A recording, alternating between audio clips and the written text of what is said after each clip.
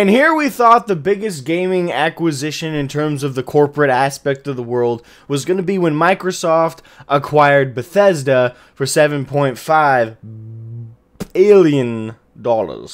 When in fact, that was just a prelude to acquiring Activision Blizzard for nearly $70 billion. This is major news, folks. Welcome to the Geeky Strategist podcast, although today is going to be the shorter GT Lite. Mainly because this is just such breaking news, I wanted to cover it immediately, and I don't know if Ludus is awake nor available. I'm thinking about doing a brief live stream today, even though today's a video editing day for me. Like, maybe an hour long at most out of my day, just to open up conversation about it with anybody else who's curious, or anybody else who wants to kind of weigh in. But I'll cover this quick news segment here. So Microsoft is moving to acquire Activision Blizzard, and it's looking like they're going to close the deal. They're offering $70 billion, which is it's just a crazy number. And with that means Microsoft will own pretty much everything under Activision Blizzard. Now, a lot of people are super excited about this amongst like the communities and everything, but I don't think everyone's read the fine print enough, because out of all the people who think that, oh, this is going to equal change World of Warcraft, we're going to see improvement, we're not going to see the same grindy bullshit, we're not going to see, first of all, even if what I'm about to say wasn't the case, when you buy something with $70 billion, you want your money back, and you're going to want to bring in the cash, which means why would you get rid of the systems that generate cash like a printer? Like, when something's printing money, I just got a message from one of my folks on Steam. Like, did you see the stuff about Activision Blizzard? Yes, Karn. Yes, I see you. Anyway, even if what I'm about to point out isn't the case, if anyone thought Microsoft was going to get rid of the systems that pissed us off, I'm sorry to report, probably not going to happen. But what else is the case is, and a lot of people need to remember to read this fine print about this news. This is important. Bobby Kotick will continue to serve as CEO of Activision Blizzard. That equals to me no changes. This is just who's owning the shares, who's owning the company and the studio, and then after that the studio. Like, it's literally just a drop down. Activision is just more or less taking over where the cash is, where the income is going. Like, that's all this really equals, based on that alone. Now, am I gonna sit here and tell you Bobby Kotick is responsible for all the problems we see in World of Warcraft, Diablo, StarCraft? Which, in a way, I'm kind of happy they more or less abandoned StarCraft 2, and hopefully they continue to leave it alone. Don't reforge that shit, please. But are we going to magically see solutions to all the problems we as players have seen to these beloved games?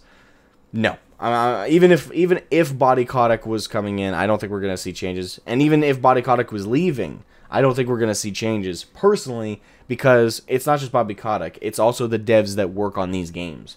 Now, I'm not saying there aren't hardworking devs that care about making good games and don't really, want to shoehorn in dumb nickel and diming mechanics and machinations like that into these games. There are absolutely plenty of hardworking, just passionate artists and story writers and people who just want to put together something good. But unfortunately, all of that passion, all of that drive is immediately stunted when they're shoved into a room with some corporate monetization dude who lays out to them how they're going to have to fit in this art asset that they worked their ass off, and players are going to have to buy it if they want to use it. Players are going to have to buy these boosts. Oh, with this expansion's got to be worth a lot, so you better write a story that can lead to them having to do these grinding fucking soul ash. Oh my god. Oh my god, corruption gear, like, oh god. If you guys think that grindy bullshit is going away just because Microsoft is holding the flag above Activision Blizzard, the Activision Blizzard we know is what's making money, sadly. So why would Microsoft change them? Now, fingers crossed, and this is like the hopeful thing I do want to say about this news. is that we do see change. Is that Bobby Kotick, now that someone's above his head, looking down at him like, I paid $70 billion for you. You better get your ass in gear. Hopefully, that'll equal change. We will see improvement. We will see players wanting to come back. But again, the Activision that Microsoft is buying right now is the one that's making money.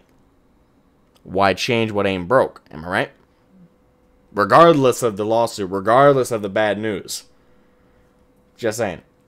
Anyway, that's really all that is the most important aspects. Feel free to research this on your own. I mean, pretty much every news outlet is covering this right now. I'm going over what Microsoft has posted themselves, but we also got TechCrunch Plus. We got the Barron's. As much as I don't like them, New York Times. As much as I really don't like them, The Verge. Everybody is talking about this, so there's a lot of sources out there right now breaking down pretty much all the aspects that everybody needs to know. Sorry, well, The Verge is covering this, but the article I pulled up was the Bethesda one. But the point is, they are also covering. Everybody is talking about this, including me.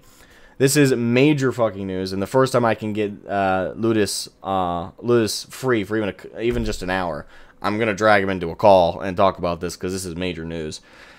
But yeah, we thought the Bethesda acquisition was the big one. Boys, we had no idea what we were dealing with. Apparently, that was baby cash. That was chore money compared to what they were throwing out.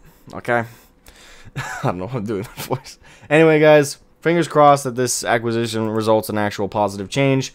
But I want everyone to keep in mind, Bobby Kotick is still there. The same devs that have made the same shit systems that we don't like are still there.